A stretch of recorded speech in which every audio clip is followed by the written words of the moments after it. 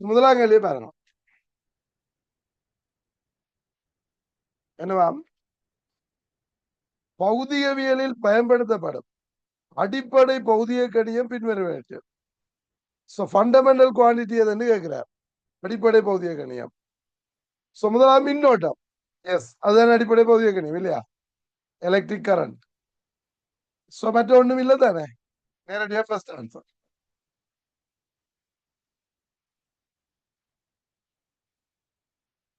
Right. Second question பாருங்க. சீரான அடர்த்தியுள்ள ஏகமபி எனும் இரு நட்சத்திரங்கள் சம ஆரைகளை உடைய கோளங்களாக கருதப்படலாம். நட்சத்திரம் பியின் திணிவின் 3 மடங்கான திணிவை உடைய நட்சத்திரம் ஏ ஆனது நட்சத்திரம் பி கொண்டிருக்கும் அதிர்வெண்ணின் 6 மடங்கு அதிர்வெண்ணுடன் தன்னைத்தானே சுழல்கின்றது. என்னவாம்?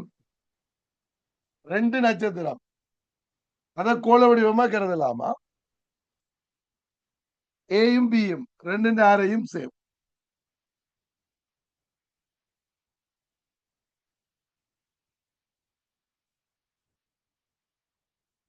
நட்சத்திரம் பியின் திணிவின் 3 மடங்கான திணிவை உடைய நட்சத்திரம் ஏ ஆனது பியின் திணிவின் 3 மடங்கு திணிவு.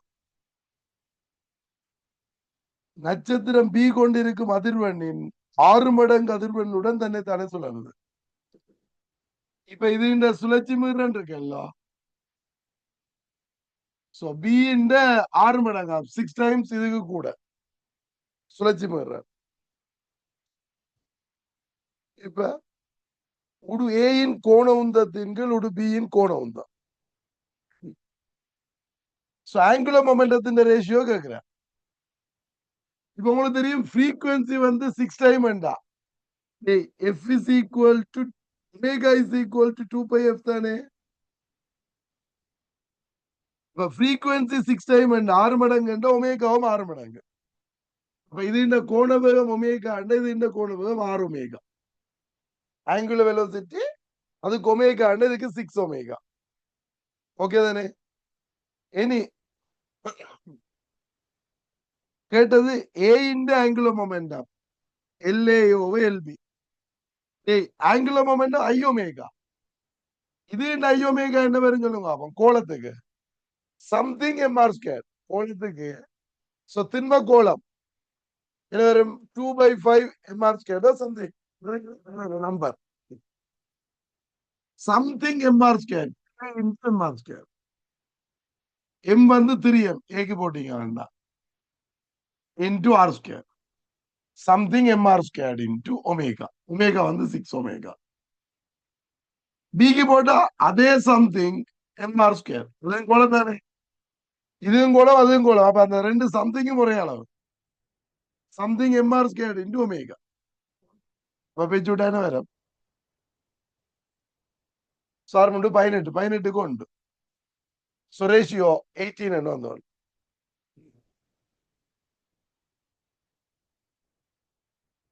ഓക്കെ അല്ല?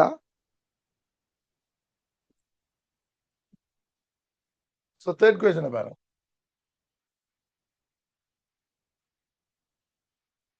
என்னவா? இருமுனைகளும் திறந்த குழல் ஒன்றானது ஒன்றினது அடிப்படை மீறல் F ஆகும். So both end open tube. So இது இந்த மீறல் F. என்ன மீறல்? அடிப்படை மீறல். ஃபண்டமெண்டல் ஃப்ரீக்வன்சி வந்து F. ஓகே. இக்குழாயில் காணப்படும் வளியின் வெப்பநிலை மாறாதிருக்க அதன் ஈரலிப்பை அதிகரிக்கும் போது அடிப்படை மீறல். ஈரலிப்பு அதிகரிக்கிறார். ஹியூமிடிட்டி கூடுது. இப்ப ஈரலிப்பு கூடினா என்ன நடக்கும்டா? உங்களுக்கு தெரியும் மூல மேஸ் குறையும். நீராவி கூடுது. வாட்டர் வேப்பர் கூடினா இப்ப நார்மலா ஆக்சிஜன் நைட்ரஜன் இருக்கேக்குள்ள மூலக்கூட்டு திணிவு என்ன வரும்? இது 32 இது 28 அவரேஜா ஒரு வேல்யூ இருக்கும்.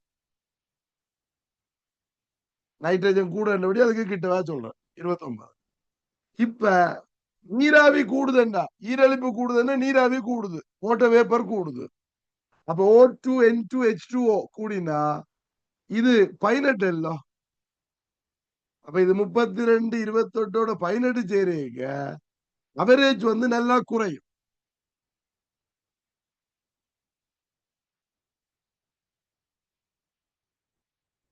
அவரேஜ் வந்து நல்லா குறையும். அப்ப அவரேஜ் மூல மேஸ் வந்து குறையுது, மூலக்கூட்டு திணிவு வந்து குறையுது.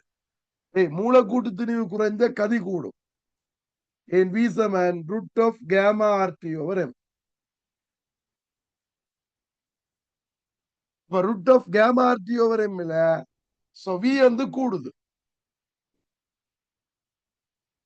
சோ V கூடினா என்ன நடக்கும்? இப்ப நீங்க லம்டா மாறாது. வெப்பநிலை கூடினால குழாயின் நீளம் மாறாதே. சோ லம்டா மாறாது. இப்ப V is equal to F லம்டாவில V கூடுது, லம்டா மாறல. அப்ப frequency என்ன செய்யும்? கூடும். இப்ப ஃபண்டமெண்டல் frequency கூடும். இப்ப எத்தனாவது விடை? Second answer. இவ்வளவு எல்லாம் கதைக்க தேவையில்லை. நான் விளங்கப்படுத்துறதுக்காண்டி விளங்காச்சுறான். என்ன நாங்க படிக்கையே பார்த்திருப்போம். ஈரலிப்பு கூடினா, அதாவது ஹியூமிடிட்டி கூடினா வேகம் கூடும். சோ வேகம் கூடினா வெலோசிட்டி ஸ்பீட் வந்து கூடும். ஸ்பீட் கூடினா frequency கூடும். லம்டா மாறாது. இல்லையா?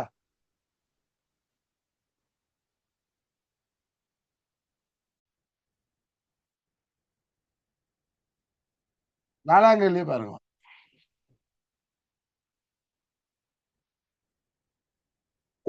ஒரு நிற ஒளிக்கதிர் புள்ளி ஏயில் வழியிலிருந்து நீர்க்கோளத்தினுள் சென்று செறிப்படைந்து முறிவுக்குட்பட்டு மீண்டும் வழியில் பிரவேசிக்கின்றது.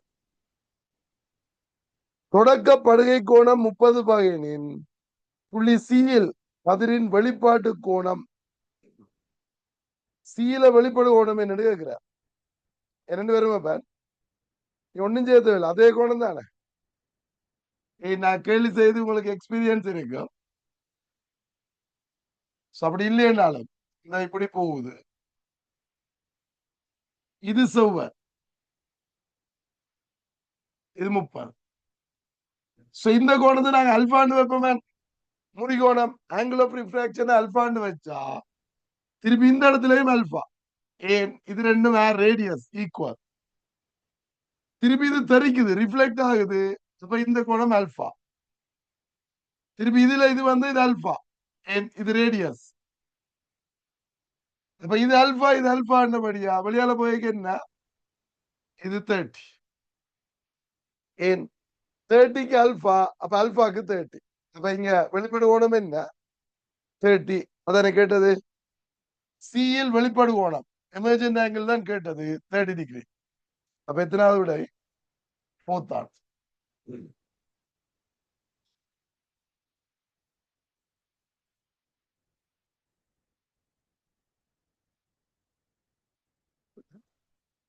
சாரி, அடுத்த கேள்வி பாருங்க. அஞ்சாம் கேள்வி.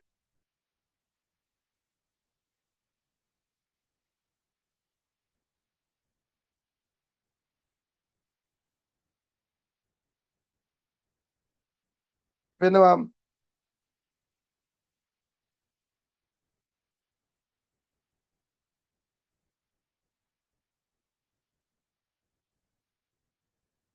ஒரு பெல்ட், அது 2 மீட்டர் பெர் செகண்டோட மூவ் பண்ணுது இல்லையா? நகர்த்தி வாரி மீது பெட்டி ஒன்று நிலைக்குத்தா விழவிடப்படுது. இப்ப நிலைக்குத்தா விழுகுது. இப்ப வேருக்கும் பெட்டிக்கும் இடையிலான உலக குணம் 0.5 ஆகும். பெட்டி நகர்த்தி வாரின் மீது ஓய்வுக்கு வரும் வரை வேர் சார்பாக பெட்டி அசைந்த தூரம். இப்ப இது என்ன? இப்ப இது ரெண்டுக்கு இடையிலான உராய்வு குணம் சொல்லிட்டார் 0.5. உங்களுக்கு தெரியும் இது விழுந்தோட இது இதை தடுக்கும். வேர் தானே முதல்ல மூவ் பண்ணது தடுக்க, வேர் வந்து இதை பிடிச்சி இழுக்கும். உராய்வு ஃபிரிக்ஷனல் ஃபோர்ஸிங் இருக்கும். இதால அக்சலரேட் பண்ணும். எவ்வளவு நேரம்? இந்த பாக்ஸ் வந்து அந்த வேரிண்ட வேகத்தை பெரும் வரைக்கும் என்ன செய்யும்? இந்த ஃபிரிக்ஷனல் ஃபோர்ஸ் இருக்கும். விளைக்குள்ள ஹொரிசான்டல் ஸ்பீட் வந்து 0. அது 2 மீட்டர்/செகண்டுக்கு வரும் வரைக்கும் என்ன செய்யும்? எக்ஸலேட் பண்ணும். அதுக்கு பிறகு இல்ல. இப்ப அது வரைக்கும் வசஞ்ச தூரம் என்னன்னு கேள்வி. அந்த தூரம் தானே கேள்வி. என்ன வேரின் மீது ஓய்வுக்கு வரும் வரை, வேரின் மீது ஓய்வுக்கு வருதுண்டா ரெண்டும் ஒரே ஸ்பீடுக்கு வந்தா வேர் மீது இது ஓய்வுக்கு வருது. அசையல. சோ ரிலேட்டிவ் டு பெல்ட் வந்தா 0வா இருக்குது. வேரின் ஸ்பீடும் அந்த பொக்ஸின் ஸ்பீடும் ஒன்றா வருது. அதுதான் வேரின் மீது ஓய்வுக்கு வருதுன்னு அவர் சொல்றார். ரெஸ்ட் ஆகுதுன்னு சொல்றது இந்த மீனிங் என்ன? ரெண்டு ஸ்பீடும் ஒன்றாகிறது. ஓகே தானே? இப்ப இது எவ்வளவு தூரம் மேன் அசைஞ்சதுன்னு தான் கேள்வி. ஓகே தானே? அது எப்படி காணலாம்? இனிஷியலா 0, ஃபைனலா 2 மீட்டர்/செகண்ட். இனி ஆர்முடுகளை வேற காணலாம். எப்படி? F is equal to mu r இல்ல? F is equal to mu r இன் படி 0.5 into mg. அப்ப 5m. அது ஃபோர்ஸ். அப்ப அக்சலரேஷன் என்ன? விசைங்கள் திணிவு தானே? அப்ப 5ms minus 2. அப்ப எனக்கு அசைஞ்ச தூரம் வேணும். என்ன போடுவீங்க? v squared is equal to u squared plus 2as போட்டீங்க. Final velocity 2. அப்ப 2 இந்த ஸ்கொயர் வந்து 4. Initial 0, 2 into acceleration 5 into s. 10s is equal to 4. அப்ப s என்ன? 0.4 மீட்டர். அப்ப அந்த பாக்ஸ் அசைஞ்ச தூரம் என்ன? 0.4 மீட்டர். மூன்றாவது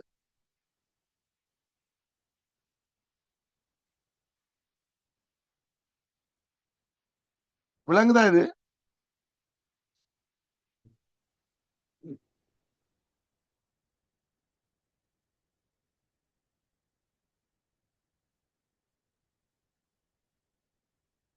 சிக்கல்லையே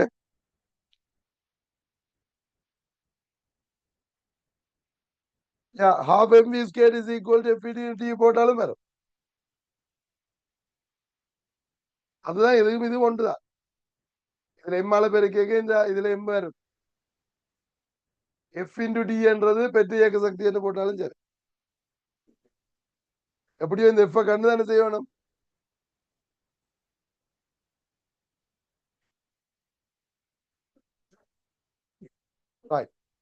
இங்க இந்த உராய்வு விசை என்ன உராய்வு விசை? இயக்கவியல் உராய்வு விசை. அதான் கிராஃப்ல வந்திருக்காரு மாறாது.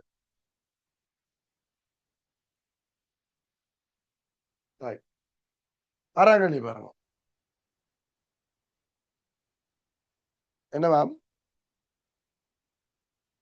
குவிவு வில்லையில் மாய பிம்பத்துக்கான பொருள் தூரம் பிம்பத்தூரத்துக்கு இடையில் மாறலை உருக்காட்டுகின்றது. இவ்வில்லையிலிருந்து 10 சென்டிமீட்டர் தூரத்தில் பொருளின் பிம்ப தூரம்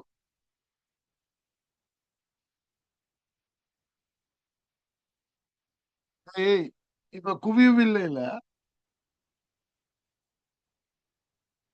இப்ப மாய பொருளுக்கு கிராஃப் தந்திருக்கார். எப்படி தந்திருக்கார்? இதுல பிம்ப தூரம் இமேஜ் இதுல ஆப்ஜெக்ட் டிஸ்டன்ஸ். இந்த 20யோட இது அணுகுது. அப்படி என்ன மீனிங் என்ன? 20ல வைக்க 20 சென்டிமீட்டர்ல வைக்க முடிவிலிக்கு போகுது. அப்ப 20 குவியம். மாய பிம்பம் 20ல வைக்க போகுதுன்னா இவற்றை குவிய தூரம் 20. இந்த குவிய தூரத்தை கண்டுபிடிக்கிறது தான் இந்த கிராஃப் தந்தது. இனி 10 சென்டிமீட்டர்ல பொருளை வைக்கிறார். 10 சென்டிமீட்டர்ல பொருளை வச்சா பிம்ப தூரம் கேட்கிறார். என்ன காணுவீங்க?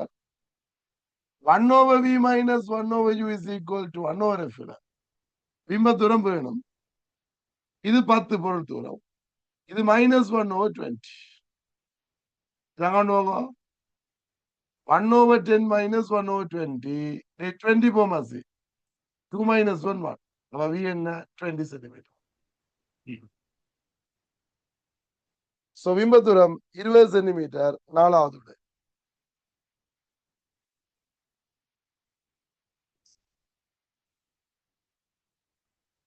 Sorry.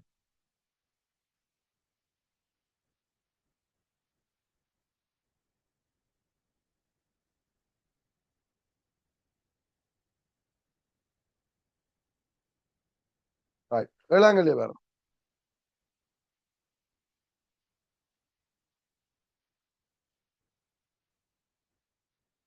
என்னவா?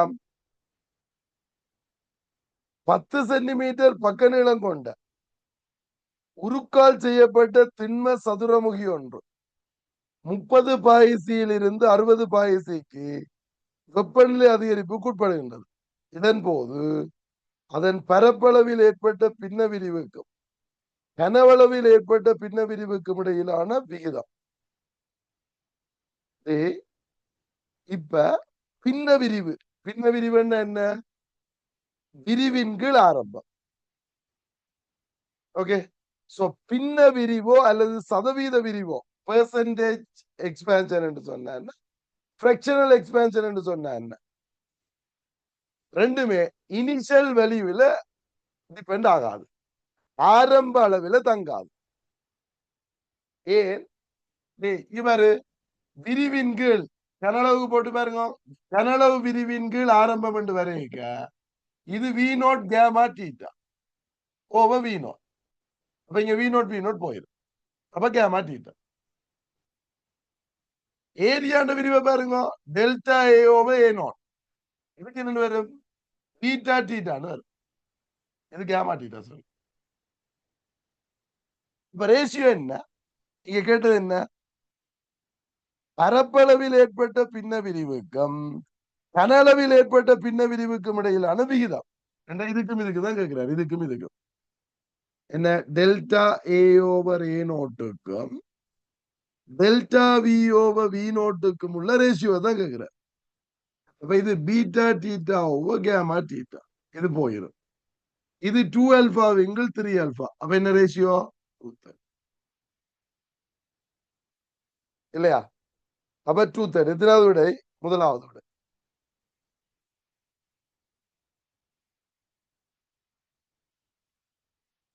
விளங்குது இல்ல உங்களுக்கு?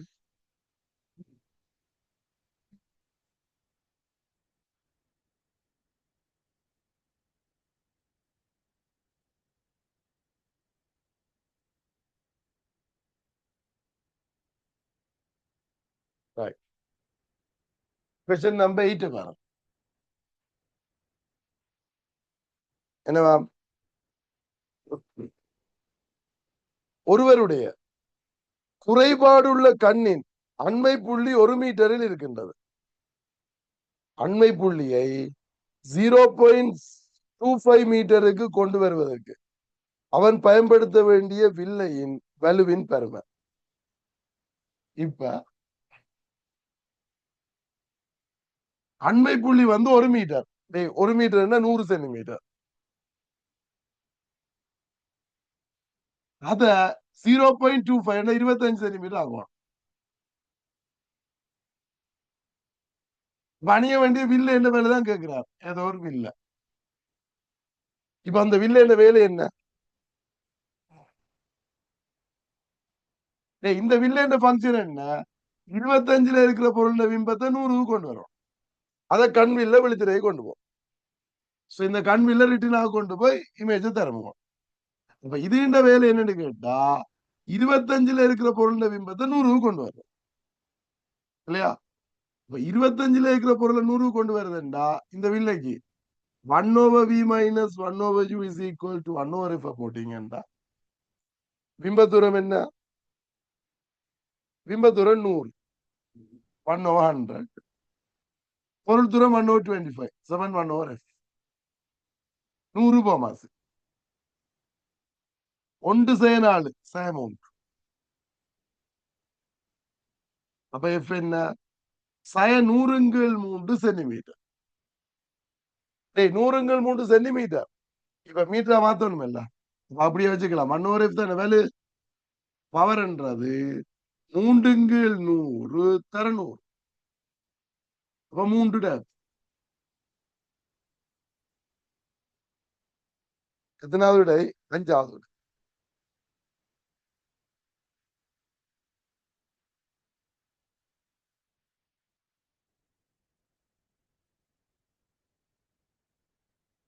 சரி.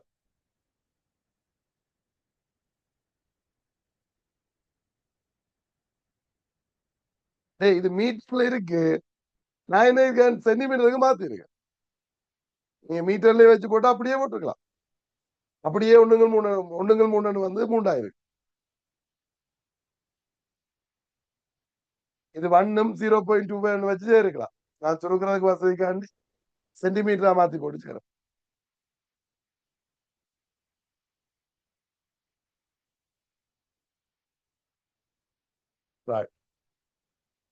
கொஸ்டின் நம்பர் 9 பாருங்க. என்னவா? கனவளவு V உடைய ஒரு பாத்திரத்தை கனளவு விரியத்திறன் கேமாயில் உடைய ஒரு திரவம் கால் பங்குக்கு நிரப்பப்பட்டுள்ளது.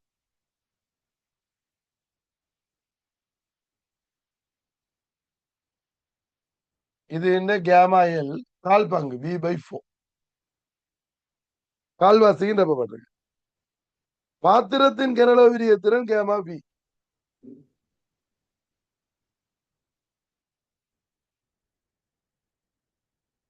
வெப்பநிலை பின்வருவனவற்று பின்வரும் வெப்பெருமானத்தில் அதிகரிக்கும் போது திரவம் பாத்திரத்தின் முழு கனளவை நிரப்பும். முழுவதையும் நிரப்புறதுக்கு எவ்வளவு அதிகரிக்கணும் கேட்டார். நான் உங்களுக்கு படிப்பீங்க சொல்லியிருக்கேன். எப்படி செய்யணும்? இறுதி கனளவை சாப்படுத்தணும். குறியில வரைக. அப்ப திரவம் நிரப்புதுண்டா வி திரவம் இறுதி கனளவு திரவத்தின் இறுதி கனளவும் பாத்திரத்தின் இறுதி கனளவும் சமனாகணும். திரவத்தின் இறுதி கனளவு என்ன? V/4 இன்டு ஆரம்ப கனளவு 1 பிளஸ் கேமா தீட்டா சமன். பாத்திரத்தின் இறுதி கனளவு என்ன? ஆரம்ப கனளவு V இன்டு 1 பிளஸ் கேமா V இன்டு தீட்டா. இப்ப V போயிடும். உள்ள பெருக்கி நீங்க என்ன வரும்? 4 எல்லாம் அங்க பெருக்கும். 1 பிளஸ் கேமா L தீட்டா சமன் 4 சக 4 கேமா V தீட்டா. இது எங்க வாங்க? கேமா L மைனஸ் 4 கேமா V தீட்டா சமன் 3. இப்ப தீட்டா என்ன? 3 கீழ் கேமா L மைனஸ் 4 கேமா V. எத்தனாவது விடை? 4th answer.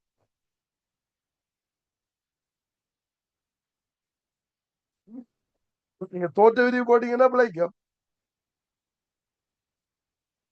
ஓகே, தோற்ற விரிவு போட்டா சரியா வரும். நீங்க இதே வச்சுக்கொண்டு 3V/4 தோற்ற விரிவு போட்டீங்கன்னா பிழை அப்படி வராது. ஓகே,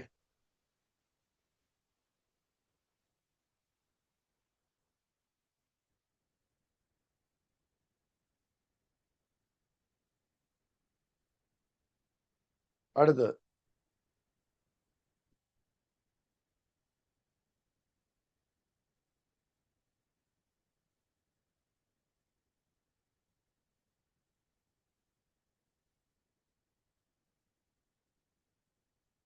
10ஆம் கேள்வி பாருங்க.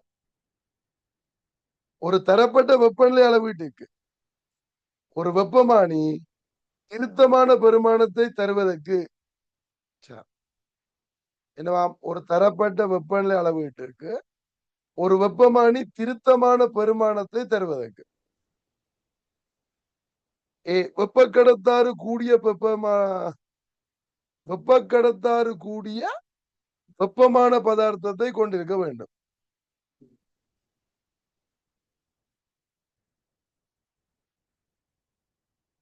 என்ன சொல்றார்? ஒரு வெப்பமானி திருத்தமா இருக்கணும் என்றா வெப்ப கடத்தாறு கூடிய வெப்பமான திரவத்தை கொண்டிருக்கணுமா?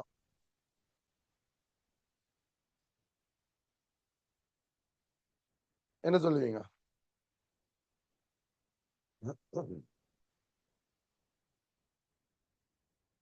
எங்களுக்கு எளிதில் கடத்தியா இருந்தா நல்லதுதான். ஆனா கொண்டிருக்க வேண்டும் கட்டாயம் என்று இல்ல. வெப்ப கடத்தாறு கூடவா இருக்கணும். அது ஒரு இடத்துல இருந்து அந்த அச்சு வழி பாய்ச்சலுக்கு தான் எது தேவை? எங்களுக்கு இந்த குமிழுக்குள்ள இருக்கிறது தானே வேணும்.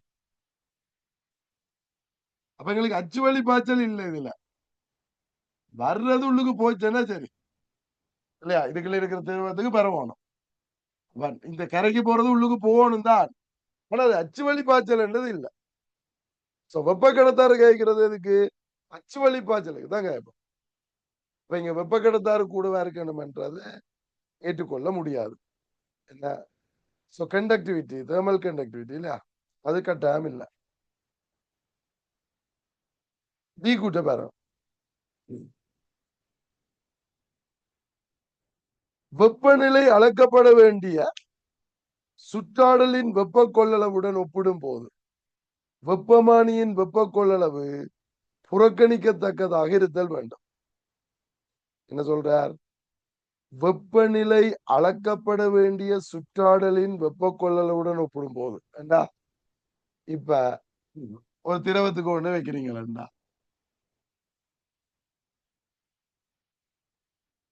இந்த திரவத்தின் வெப்ப கொள்ளளவோட கம்பேர் பண்ணிக்க இது இந்த வெப்ப கொள்ளளவு குறைவா இருக்கணுமா? வெப்பமானி வெப்ப கொள்ளளவு சரி. டேய் ஹீட் கெப்பாசிட்டி வெப்ப கொள்ளளவு ஹீட் கெப்பாசிட்டி, ஹீட் கெப்பாசிட்டி லோவா இருந்தா அவர் அப்சர்வ் பண்ற ஹீட்டின் அளவு குறைவா இருக்கு. அவர் உறிஞ்சிற அவர் பெறுற வெப்பத்தின் அளவோ அல்லது அவர் இழக்கிற வெப்பத்தின் அளவு குறைவா இருக்கும். அப்ப அளக்க வேண்டிய வெப்பநிலையை மாத்தாது. அளக்க வேண்டிய வெப்பநிலையை மாத்தாட்டிக்கு திருத்தமான வெப்பநிலையை காட்டும். அப்ப அந்த கூட்டு சரி. நான் சொன்னது விளங்கிச்சா உங்களுக்கு? இது இந்த வெப்ப கொள்ளளவு ஹீட் கெப்பாசிட்டி குறைவா இருந்தா இந்த திரவத்திலிருந்து உறிஞ்சிறதோ அல்லது அவர் திரவத்துக்கு கொடுக்குற அளவோ குறைவா இருக்கும். இந்த அமௌண்ட் ஆஃப் ஹீட் வெப்பத்தின் அளவு குறைவா இருக்கிறதால அந்த அளக்க வேண்டிய வெப்பநிலையை மாத்தாது. இப்ப இதுல இருந்து ஹீட்டை உறிஞ்சிட்டாருன்றது இந்த வெப்பநிலை குறைஞ்சிருமல்ல. அப்ப உறிஞ்சிற அளவு குறைவா இருந்தா அவற்றை வெப்பநிலை மாற்றம் குறைவா இருக்கும். அப்ப திருத்தமான வாசிப்பு காட்டும். அது சரி. சி கூட்டு வெப்பமான இயல்பானது வெப்பநிலையுடன் ஓர் ஏகபரிமாண மாறலை கொண்டிருத்தல் வேண்டும். வெப்பமான இயல்பு வெப்பநிலையோடு ஒரு ஏகபரிமாண இயல்பை கொண்டிருக்கணும், இயன்ற அளவுக்கு கொண்டிருக்கணும்.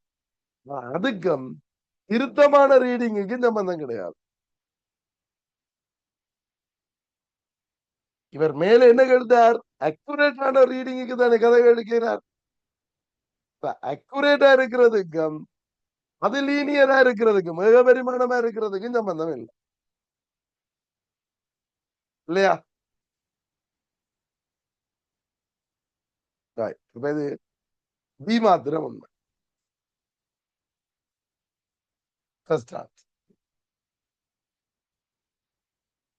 ஓகே இல்ல?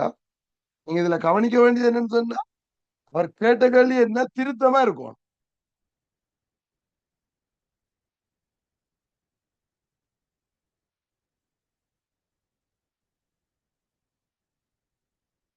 ஒருத்தன் கேட்கிறேன் ஏன் ஏறோங்கண்டு அவன் வெப்ப கடத்தாறு கூடவா இருந்தா கூடவா இல்ல குறைவா இருந்தா வெப்ப என்னது ஒரு அச்சு வழி பாய்ச்சல் அந்த மாதிரி கன்செப்டுக்கு தானே பேர் அது வெறும்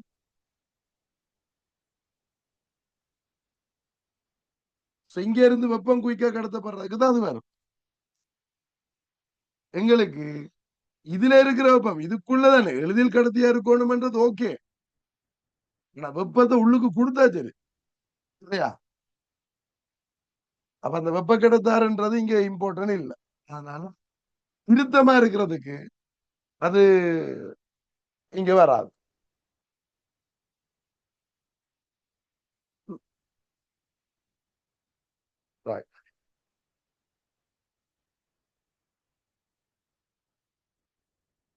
அடுத்த 11 பேரும்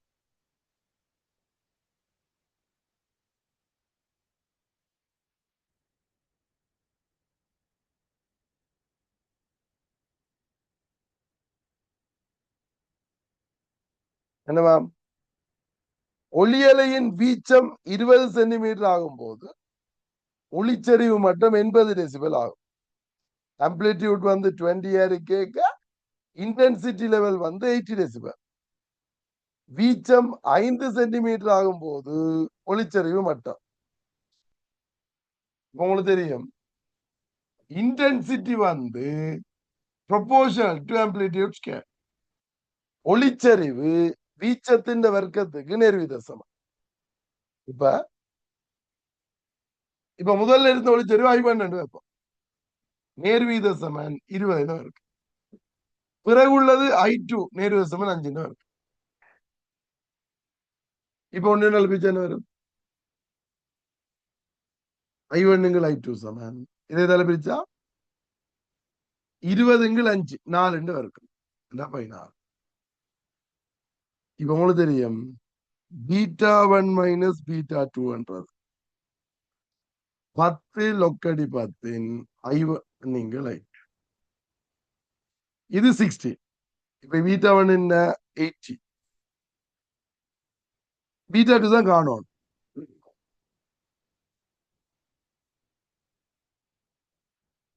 இப்ப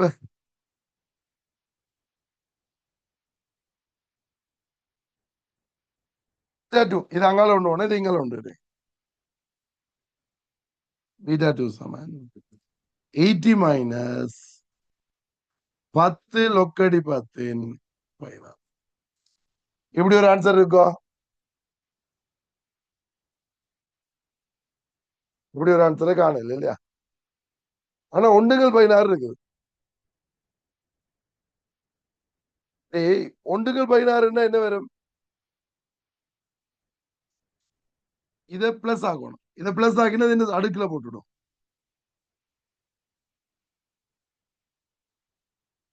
16 சயவராமடு அது 1/16.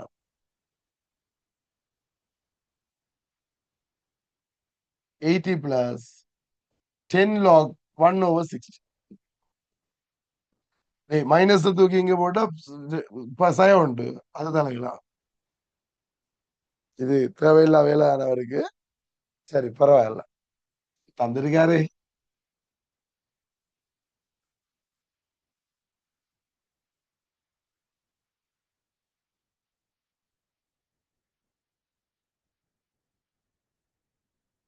கருணாங்கல் இப்ப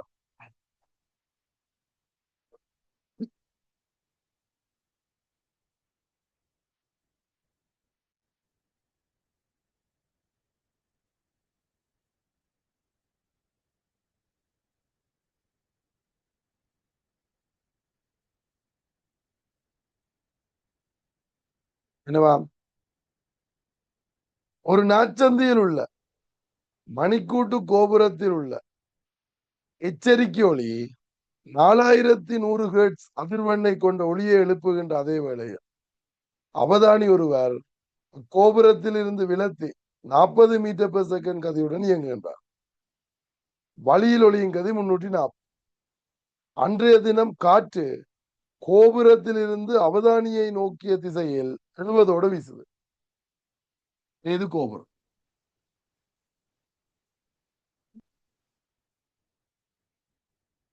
கோபுரத்துல இருந்தா ஒளி எழுப்பப்படுது.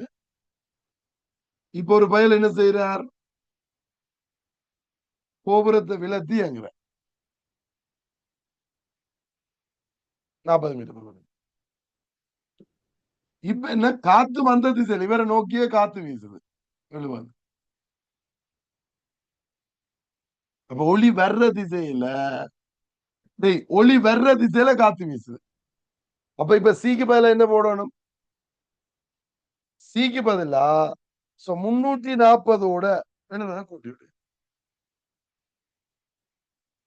அப்ப 410. அப்ப இப்ப அவதானி கேட்கிற மாதிரி இல்ல வேணும். Apparent frequency.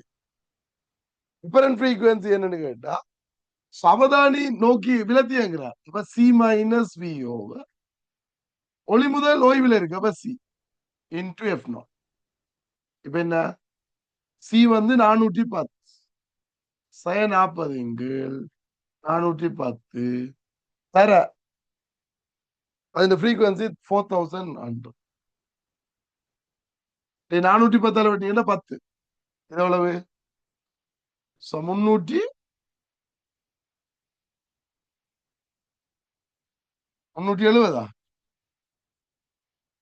அப்ப 3700 ஹெர்ட்ஸ் முதலாவது விட.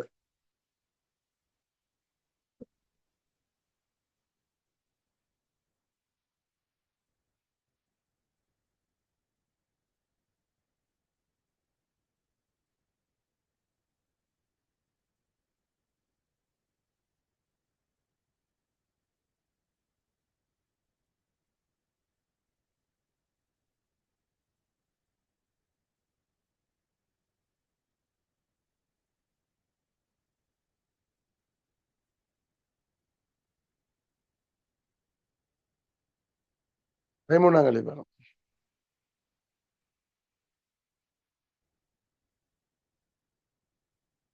என்னவாம்? பூமியின் உட்பகுதியில் கண்ட தகடுகள். சரி, ஏதோ இவர் எர்த்குவேக் பிளேட்ஸ் தான் சொல்ல வர்றாரு நினைக்கிறேன். உராய்வதன் மூலம் நிலநடுக்கம் உருவாகின்றது. ஏன்னா எர்த்குவேக் பிளேட்ஸ் வந்து ஒன்றோடு ஒன்று மோதுறதால அதான் அவர் கண்ட தகடுகள்னு சொல்றாரு. ஏன் அது அதின் அசைவால இந்த கண்டங்கள் ஒவ்வொரு காலத்துக்கு காலம் மாறுதாமாம், சேருது பிரியுது அப்படி என்றெல்லாம் கதைக்கிறாங்க. சரி, இப்ப பின்வரும் கூற்றுக்களும் சரியானது. எர்த்குவேக்ல கேட்கிறார், எஸ் அலைகள் பி அலைகளிலும் கதி கூடுவே ஆகும். நோ, பி அலைகள் தான் கதி கூடினது, எஸ் அலைகள் அடுத்ததாக தான் வரும். அப்ப முதலாவது பிள்ளை. இரண்டாவது, புவியின் மேற்பரப்பில் லவ் அலைகள் உருண்டு செல்வதனால் அதிக நேரம் உருவாகும், அதிக சேதம் உருவாகின்றது. நோ, ரேலி வேவ்ஸ் தான் என்ன செய்யும், ரேலி அலைகள் தான் உருண்டியங்கம். லவ் அலைகள் எப்படி இடையான அதிர்வை மட்டும் உருவாக்கும் இல்லையா, அது குறுக்கல, இடையான அதிர்வு, இடையா பக்கம் பக்கமா அதிரும், அதான் லவ் அலை. ரேலி அலை தான் உருண்டியங்கம். இப்ப இது இரண்டாவதும் பிழை.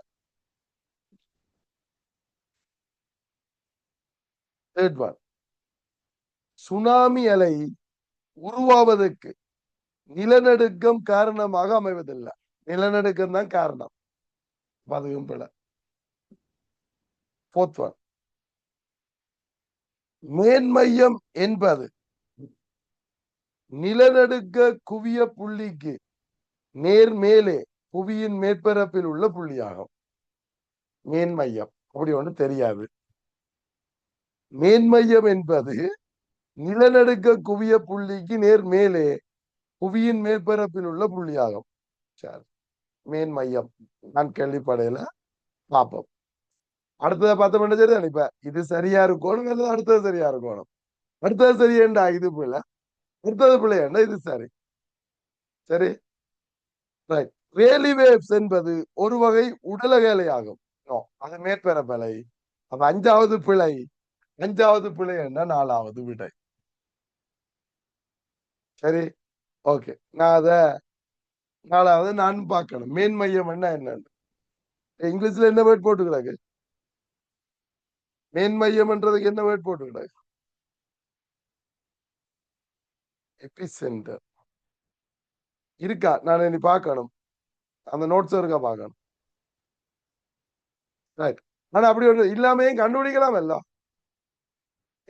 நல்லா பிள்ளைய நாலு நல்லா பிள்ளைன்னு தெரியும்.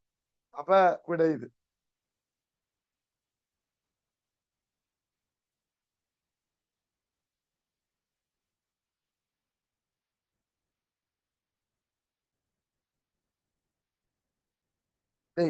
இது விடையோ இல்லையோன்னு தெரியாது, இது பிழையன்றபடி அது விடையன்னு சொல்றேன்.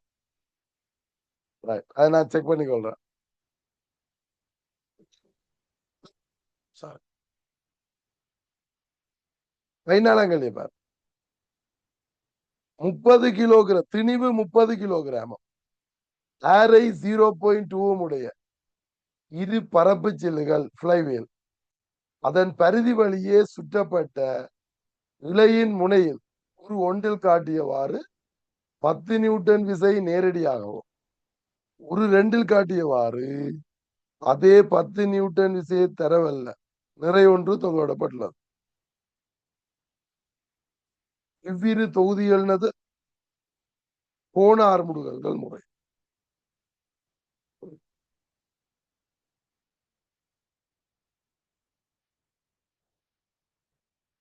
இதுல 10 நியூட்டன் தொங்கிட்டு. இப்ப இது என்ன உருவம்னு சொல்லிட்டார், பரப்பு சில்லு. மொமெண்ட் ஆஃப் இனர்ஷியா வந்து half mr ஸ்கொயர். அப்ப அரை தர எம் என்ன 30, ஆர் ஸ்கொயர் என்ன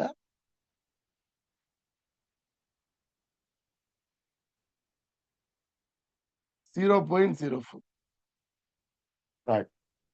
ஓகே, ரிசோர்ஸ் புக்ல சொல்லியிருக்காம நான் அதை பார்த்துடுறேன், நோட்ஸ்ல ஆட் பண்ணிடுறேன்.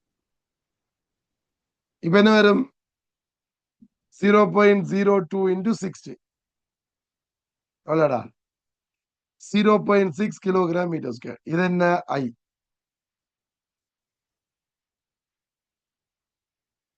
சோ மொமெண்ட் ஆஃப் இனர்ஷியாவை கண்டாச்சு, சடத்துவ திருப்பத்தை கண்டாச்சு. ரெண்டுக்கு ஒன்று தானே. இப்ப எங்களை கேட்டது என்ன, கோண ஆர்முடுகல்கள் முறையே. இது கோண ஆர்முடுகள் என்று வரும். டோ சமன் ஐ அல்பா. டோ என்ன 10 தர இது நாரை பாயிண்ட். ஐ வந்து 0.6 அல்பா. அப்ப 10 தர 0.2 விங்கள் 0.6. 0.2 விட்டா 3 அப்ப 10/3 ரேடியன் செகண்ட் மைனஸ்.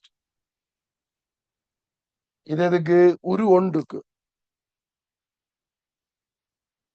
ஒரு ஒன்றுல 10/3. அப்படி 3 ஆன்சர் இருக்குது. வேற வழி இல்லை, அடுத்ததையும் காணணும்.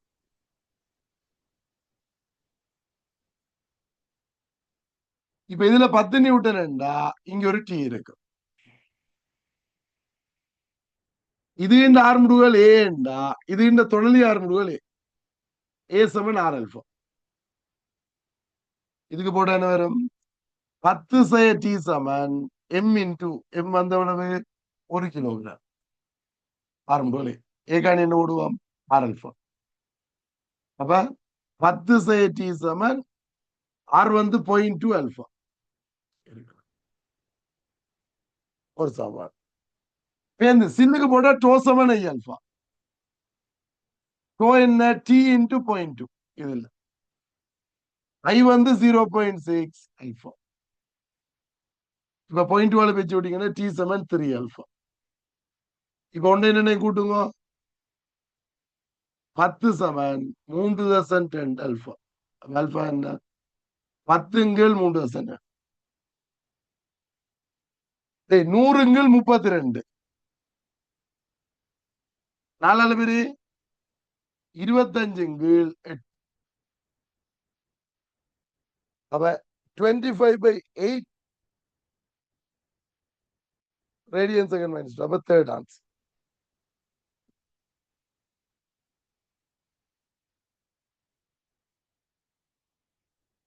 ஓகே இல்ல.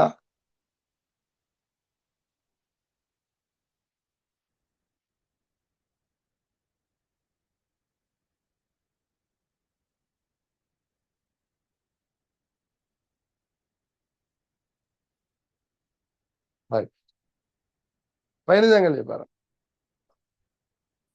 என்னவாம்,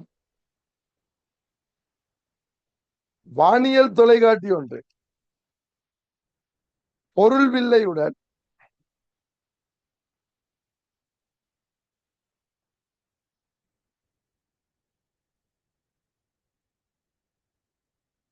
வானியல் தொலைக்காட்டி ஒன்றின் பொருள் வில்லையுடன் முடிவிலியில் உள்ள பொருள் ஒன்று அமைக்கும் கோணம் 4 தர 10 ரேடியன்.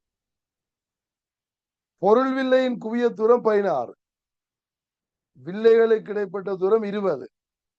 தொலைகாட்டி இயல்பான செப்பஞ்சகையில் உள்ளதெனின் இறுதி பிம்பம் பண்வில்லையுடன் அமைக்கும் கோணம் என்னவாம். வானியல் தொலைகாட்டியில பொருள் வில்லையுடன் முடிவிலியில் உள்ள பொருள் ஒன்று அமைக்கும் கோணம் அளவு 2 வில்லை. இது பொருள், இது பிம்பம். இது பொருளி, இது பார்வை தந்து. இப்ப என்ன சொல்லிட்டார், பொருள் வில்லையுடன் முடிவிலில் உள்ள பொருள் ஒன்று அமைக்கும் கோணம், இந்த கோணம் தந்திருக்க. அதுதான் என்ன 4 தர 10 ரேடியன் தீட்டா 1. பொருள் வில்லை குவிய தூரம் 16. ஓகே, வில்லைகளுக்கு இடைப்பட்ட தூரம் 20.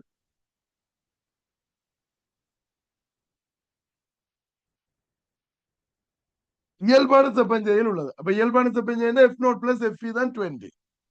F0 16 FE என்ன 4. சரி, இறுதி பிம்பம் கண்வில்லையுடன் அமைக்கும் கோணம்.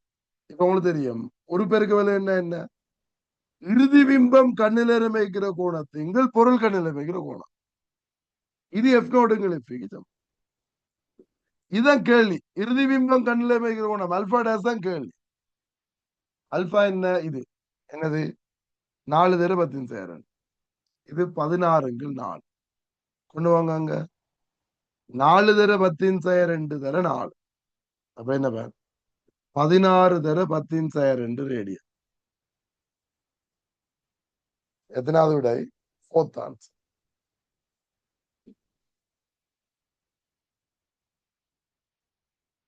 ஓகே இல்ல?